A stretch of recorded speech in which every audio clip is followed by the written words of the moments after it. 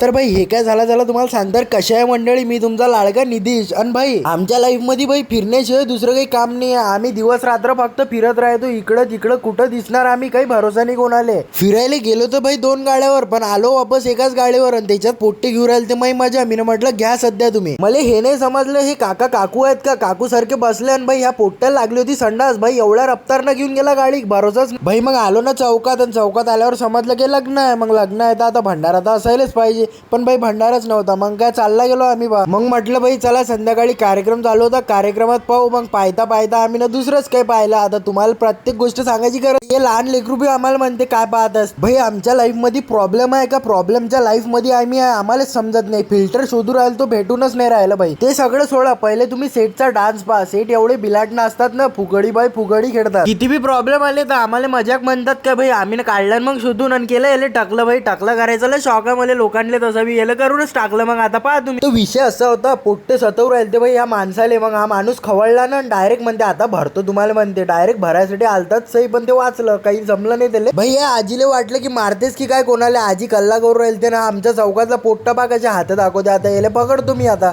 भाई चौकातले कार्यकर्ता पोट्टेच जर आराम करत आहे तर मग आम्हाला करा लागेल. मग काय आजच्या ब्लॉग मध्ये फक्त एवढंच. तुम्ही लवकरात लवकर फॉलो करा, लाईक करा, शेअर करा जास्तीत जास्त ब्लॉग. असेच तुम्हाला फनी आणि इंटरेस्टिंग ब्लॉग भेटतील पाहायला.